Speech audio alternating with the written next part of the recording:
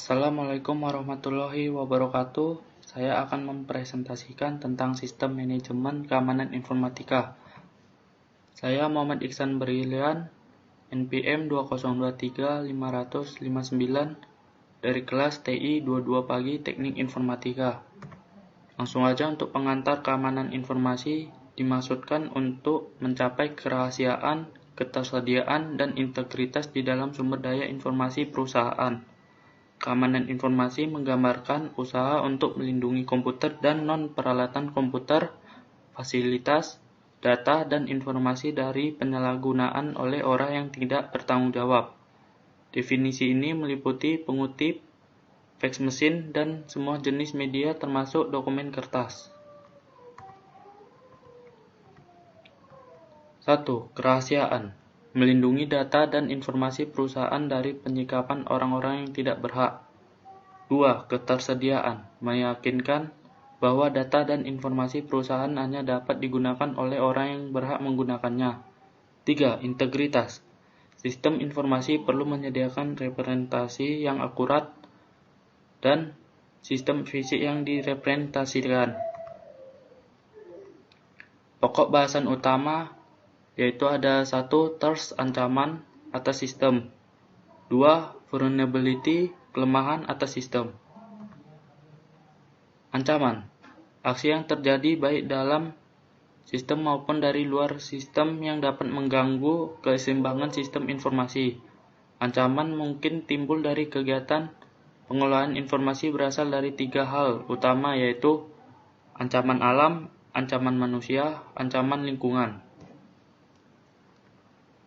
Untuk ancaman alam yang termasuk dalam kategori terdiri atas ancaman air seperti banjir, tsunami, intrusi air laut, kelembapan tinggi, badai, pencairan salju. Untuk ancaman tanah seperti longsor, gempa bumi, gunung meletus. Untuk ancaman alam lainnya seperti kebakaran hutan, petir, tornado, angin ribut. Untuk ancaman manusia yang dapat dikategorikan sebagai malicious code, virus, logis bombs, Trojan horse, worm, active contents, countermeasure, social engineering, hacking, carding, akses ke sistem oleh orang yang tidak berhak, DDoS, backdoor, kriminal, pencurian, penipuan, penyuapan, pengkopian tanpa izin, perusakan, teroris, peledakan, surat kaleng, perang informasi, atau perusakan. Untuk ancaman lingkungan yang terdiri dapat dikategorikan yaitu penurunan tegangan listrik atau kenaikan tegangan listrik secara tiba-tiba dan dalam jangka waktu yang cukup lama. Polusi, efek bahan kimia seperti semprotan obat pembunuh serangga, semprotan anti api, dan lain-lain. Kebocoran seperti AC atau atap bocor saat hujan. Kelemahan atau vulnerability adalah cacat atau kelemahan dari suatu sistem yang mungkin timbul pada saat mendesain, menetapkan prosedur, mengimplementasikan maupun kelemahan atas sistem kontrol yang ada sehingga memicu tindakan pelanggaran oleh pelaku yang mencoba menyusup terhadap sistem tersebut. Cacat sistem bisa terjadi pada prosedur, peralatan, maupun perangkat lunak yang dimiliki. Contoh yang mungkin sering terjadi seperti setting firmware yang membuka telnet sehingga dapat diakses dari luar, atau setting VPN yang tidak diikuti oleh penerapan Kerberos atau NET. Suatu pendekatan keamanan sistem informasi minimal menggunakan 3 pendekatan, yaitu pendekatan preventif yang bersifat mencegah dari kemungkinan terjadi ancaman dan kelemahan. 2. Pendekatan detektif yang bersifat mendeteksi dari adanya penyusapan dan proses pengubah sistem dari keadaan normal menjadi keadaan abnormal. 3. Pendekatan korektif yang bersifat mengkoreksi keadaan sistem yang tidak seimbang untuk dikembalikan dalam keadaan normal. Pengadilan keamanan sistem informasi. Berkait dengan keamanan sistem informasi, diperlukan tindakan berupa pengadilan terhadap sistem informasi. Kontrol-kontrol untuk pengamanan sistem informasi antara lain kontrol administratif, kontrol pengembangan dan pemeliharaan sistem, kontrol operasi, protektif fisik terhadap pusat data. Pengadilan keamanan sistem informasi, kontrol-kontrol yang pengamanan sistem informasi antara lain kontrol perangkat keras, kontrol akses terhadap sistem komputer, kontrol terhadap akses informasi, kontrol terhadap bencana, kontrol terhadap perlindungan terakhir, kontrol aplikasi. Kontrol administratif dimaksudkan untuk menjamin bahwa seluruh kerangka kontrol dilaksanakan sepenuhnya dalam organisasi berdasarkan prosedur-prosedur yang jelas. Kontrol ini mencukupkan hal-hal berikut. Mempublikasikan kebijakan kontrol yang membuat semua pengadilan sistem informasi dapat dilaksanakan dengan jelas dan serius oleh semua pihak oleh organisasi. Prosedur yang bersifat formal dan standar pengoperasian disosialisasikan dan dilaksanakan dengan tegas. Termasuk hal ini adalah proses pengembangan sistem, prosedur untuk backup, pemulihan data, dan manajemen persiapan data. Perekrutan pegawai secara berhati-hati diikuti dengan orientasi pembinaan dan pelatihan yang diperlukan.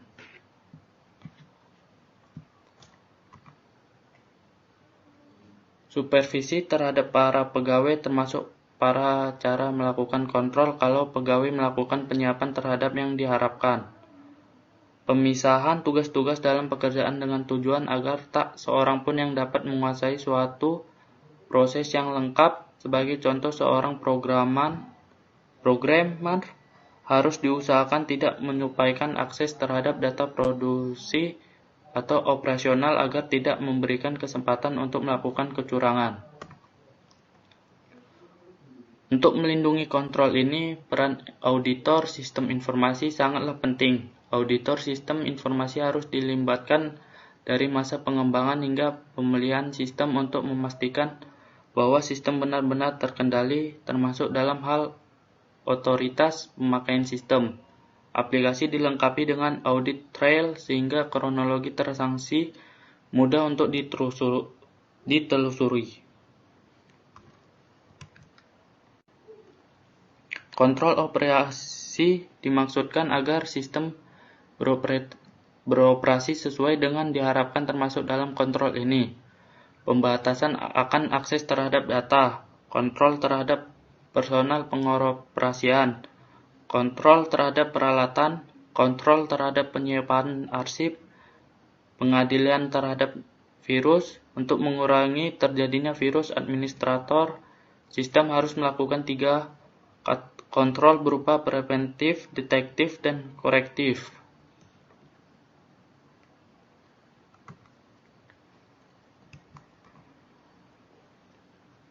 Protektif fisik terhadap pusat data untuk menjaga hal-hal yang tidak diinginkan terhadap pusat data. Faktor lingkungan yang penyangkut suhu, kebersihan, kelembaban udara, bahan banjir, dan keamanan fisik ruangan perlu diperhatikan dengan benar. Kontrol perangkat keras untuk mengatasikan kegagalan sistem komputer terhadap organisasi, menerapkan sistem komputer yang berbasis fault tolerant terhadap kegagalan. Pada sistem ini, jika komponen dalam sistem mengalami kegagalan, maka komponen cadangan atau kembarannya segera mengambil alih peran komponen yang rusak. Sistem fault tolerant dapat diterapkan pada 5 level, yaitu pada komunikasi jaringan. Toleransi kegagalan terhadap jaringan dilakukan dengan menduplikasikan jalur komunikasi dan prosesor komunikasi. Redundansi prosesor dilakukan antara dengan teknik watchdog prosesor yang akan mengambil alih prosesor yang bermasalah. Kontrol perangkat keras penyimpanan eksternal terhadap kegagalan pada penyimpanan eksternal antara lain dilakukan melalui disk, memori, atau disk shadowing yang menggunakan teknik dengan menulis seluruh data kedua disk secara paralel. Jika salah satu disk mengalami kegagalan, program aplikasi tetap bisa berjalan dengan menggunakan disk yang masih baik. Catu daya toleransi kegagalan pada catu daya diatasi melalui UPS. Transaksi toleransi kegagalan pada level transaksi ditanggapi melalui mekanisme basis data yang disebut rollback yang akan mengembalikan keadaan semula, yaitu keadaan seperti sebelum transaksi dimulai sekiranya yang dipengetahui proses transaksi terjadi kegagalan. Kontrol akses terhadap sistem komputer. Untuk melakukan pembatasan akses terhadap sistem, setiap pemakaian sistem diberi otoritas yang berbeda-beda. Setiap pemakaian dilengkapi dengan nama pemakaian dan password.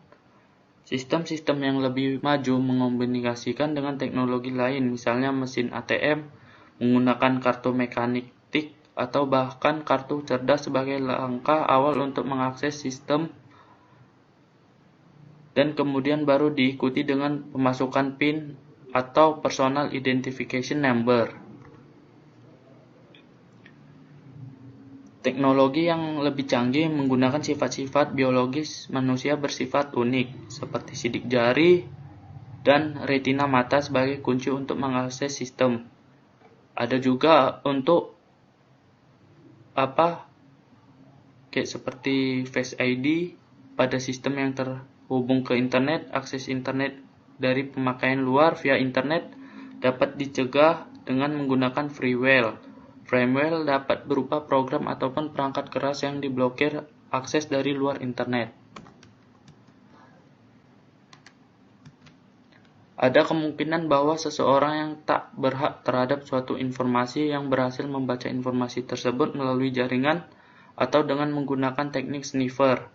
Untuk mengaktifasikan keadaan seperti ini, alangkah lebih baiknya sekiranya informasi tersebut dikodekan dalam bentuk yang hanya bisa dibaca oleh yang berhak. Studi tentang cara mengubah informasi ke dalam bentuk yang tak dapat dibaca oleh orang lain dikenal dengan istilah kriptografi. Adapun sistem disebut sistem kripto. Secara lebih khusus, proses untuk mengubah teks asli clear text atau plain text menjadi teks yang telah dilacak text dinamakan enkripsi, sedangkan proses kebalikannya dari cipter text menjadi clear text disebut dekripsi. Dua teknik yang populer untuk melakukan enkripsi yaitu DES dan Public Key Encryption. DES merupakan teknik untuk melakukan enkripsi, dan enkripsi dikembangkan oleh IBM pada tahun 1970-an. Kunci yang digunakan berupa kunci privasi yang berbuat sama untuk panjang kunci yang digunakan sebesar 64 bit. Algoritma yang digunakan untuk mengkonversi satu blok berukuran 24 bit atau 8 karakter menjadi blok dapat berukuran 64 bit. Sistem DES untuk menggunakan kunci privat memiliki kelemahan yang terletak pada keharusan untuk mendistribusikan kunci ini. Pendistribusikan ini akan menjadi titik rawan untuk diketahui oleh pihak penyadap. Untuk mengatasi kelemahan sistem kriptosimetrik, public sistem ini merupakan model kunci yang enkripsinya yang berbeda. Caranya adalah dengan menggunakan kunci privasi untuk mengirim pesan ke penerima R yang menggunakan kunci publik R. Kemudian R melakukan dekripsi dengan menggunakan kunci privasi R.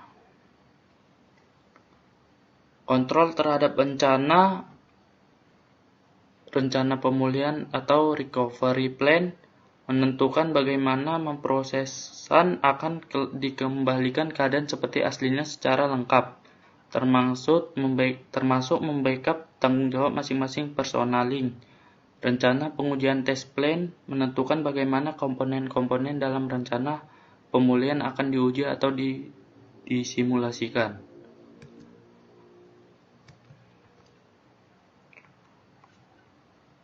Kontrol terhadap perlindungan terakhir. Kontrol terhadap perlindungan terakhir dapat berupa rencana pemulihan terhadap bencana asuransi. Asuransi merupakan upaya untuk mengurangi kerugian sekiranya terjadi bencana. Itulah sebabnya biasanya organisasi mengasuransikan gedung atau aset-aset tertentu dengan tujuan oleh bencana terjadi. Klaim asuransi dapat digunakan untuk meringankan beban organisasi. Mungkin sampai sini penjelasan dari saya. Kurang lebih mohon maaf akan disambung oleh teman saya yaitu Adam. Sekian dari saya. Assalamualaikum warahmatullahi wabarakatuh. Oke, saya lanjutkan. Nama Adam Amrul Lubis, NPM 2023564. Di sini saya akan melanjutkan presentasi tentang sistem manajemen keamanan komputer. Di kontrol aplikasi. Kontrol aplikasi adalah kontrol yang diwujudkan secara spesifik dalam suatu aplikasi sistem informasi. Wilayah yang dicangkup oleh kontrol ini yaitu kontrol masukan, kontrol pemrosesan, kontrol keluaran, kontrol basis data, serta kontrol telekomunikasi. Kemudian security attack model. Menurut Wistellings, security attack model ini yang pertama interruption, yaitu perangkat sistem menjadi rusak atau tidak tersedia. Serangan ditujukan kepada ketersediaan dari sistem. Contoh serangannya yaitu denial of service attack. Kemudian ada interception. Pihak yang tidak berwenang berhasil mengakses aset atau informasi. Contoh dari serangan ini adalah penyadapan. Kemudian ada modification. Yaitu pihak yang tidak berwenang tidak saja berhasil mengakses akan tetapi dapat juga mengubah tamper atau aset. Contoh dari serangan ini antara lain adalah mengubah isi dari website dengan pesan-pesan yang merugikan pemilik website. Kemudian ada fabrication, yaitu pihak yang tidak berwenang menyisipkan objek palsu ke dalam sistem. Contoh dari serangan jenis ini adalah memasukkan pesan-pesan palsu seperti email palsu ke dalam jaringan komputer. Kemudian jenis ancaman keamanan komputer. Yang pertama ada virus, yaitu virus itu program komputer yang dapat menggandakan atau menyalin dirinya sendiri, dapat merusak perangkat lunak komputer. Kemudian ada adware, yaitu iklan produk atau penawaran layanan yang merupakan bagian dari sebuah situs atau aplikasi. Kemudian ada backdoor trojan, yaitu program TCP wrapper yang dimodifikasi oleh orang yang tidak bertanggung jawab. Kemudian ada hijacking, yaitu kerjanya mirip spam pada email komputer. Terus ada spyware, program yang bertindak sebagai mata-mata untuk mengetahui kebiasaan pengguna komputer dan mengirimkan informasi tersebut ke pihak lain. Kemudian ada dialers, itu mengubah halaman web yang dikenal sebagai istilah device. Kemudian ada browser hijackers, yaitu mengetahui bagaimana session hijacking dapat dilakukan, sehingga sejauh mana kelemahan dari situs web dapat digunakan untuk melakukan komunikasi. Kemudian jenis-jenis virus komputer, yaitu ada worm, trojan, override, macrovirus, companion virus, direct action virus, shortcut X, polymorphic virus, FIT virus, serta boot sector virus, dan lain-lain. Kemudian bentuk ancaman jaringan. Yang pertama itu bentuk ancaman jaringan itu hacker, yaitu orang yang secara diam-diam mempelajari sistem yang biasanya sukar dimengerti untuk kemudian mengelolanya dan men-share hasil uji coba yang dilakukannya. Hacker ini tidak merusak sistem. Kemudian ada cracker. Cracker itu orang yang secara diam-diam mempelajari sistem dengan maksud jahat. Muncul karena sifat dasar manusia yang selalu ingin membangun, salah satunya merusak. Kemudian prinsip dasar perancangan sistem yang aman. Yang pertama itu prinsipnya mencegah hilangnya data, kemudian mencegah masuknya penyusup. Kemudian ada enkripsi. Enkripsi adalah sebuah proses yang melakukan perubahan sebuah kode yang bisa dimengerti menjadi sebuah kode yang tidak bisa dimengerti atau tidak terbaca. Enkripsi dapat diartikan sebagai kode atau cipher. Kemudian ada deskripsi. Deskripsi adalah proses dengan algoritma yang sama untuk mengembalikan informasi teracak menjadi bentuk aslinya. Yang kedua, metode enkripsi. Yang lebih umum adalah menggunakan sebuah algoritma dan sebuah kunci. Kunci harus diletakkan terpisah dari pesan yang terenkripsi dan dikirimkan secara rahasia. Teknik semacam ini disebut sebagai symmetric atau single key atau secret key cryptography.